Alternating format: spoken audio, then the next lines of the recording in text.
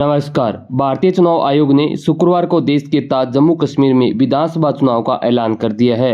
चुनाव आयोग ने बताया कि घाटी में 20 अगस्त से चुनाव की प्रक्रिया शुरू होगी और 4 अक्टूबर को चुनाव के नतीजों का ऐलान होगा। बता दें कि घाटी में पूरे 10 साल बाद विधानसभा चुनाव होने जा रहे हैं। पिछले 10 साल के दौरान देश जैसे चिनाब में बहुत पानी बह गया था, वैसे ही घाटी की राजनीति भी पूरी तरह से बदल गई है।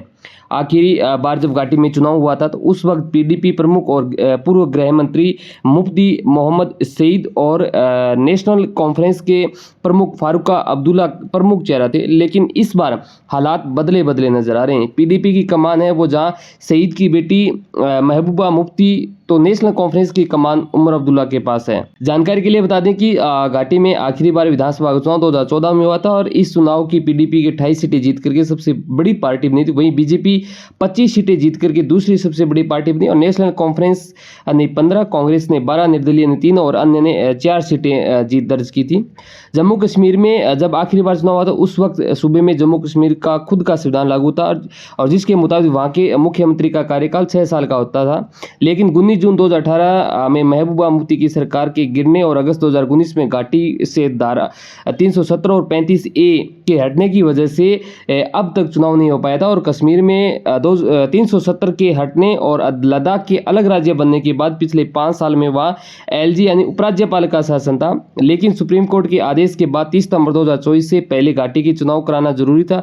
ऐसे में घाटी के लोगों के लिए अगला मुख्यमंत्री के लिए 10 साल का इंतजार करना पड़ा। घाटी से 370 के हटने और केंद्र शासित प्रदेश बनने के 5 साल लंबे इंतजार के बाद 4 अक्टूबर को अपनी नई सरकार मिलेगी और चुनाव आयोग के ऐलान के बाद 3 चरणों में चुनाव होंगे। और मुख्य चुनाव आयुक्त राजीव कुमार ने नई दिल्ली में मीडिया को संबोधित करते हुए बताया कि घाटी में 18 सितंबर, 25 सितंबर और 1 अक्टूबर को मतदान हुए मतों की गिनती है वो 4 अक्टूबर को की जाएगी। निर्वाचन आयोग ने जम्मू कश्मीर और हरियाणा में विधानसभा चुनाव का ऐलान कर दिया और चुनाव आयोग ने जम्मू कश्मीर में 3 चरणों का चुनाव ऐलान किया, वहीं हरियाणा में 1 चरण में ही मतदान का ऐलान किया और दोनों राज्यों के 4 अक्टूबर को वोटों की गिनती की जाएगी।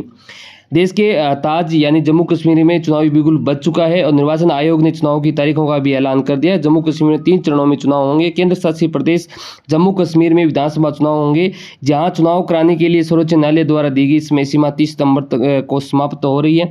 पिछले दिसंबर में सुप्रीम कोर्ट ने चुनाव आयोग को जम्मू कश्मीर में 30 सितंबर तक विधानसभा चुनाव कराने के भी निर्देश दिए थे। भारतीय चुनाव आयोग ने शुक्रवार को हरियाणा में विधानसभा चुनाव की घोषणा कर दी गई है और सूबे की सभी सीटों पर 1 अक्टूबर को एक ही चरण में मतदान होंगे। हरियाणा में 90 विधानसभा सीटें।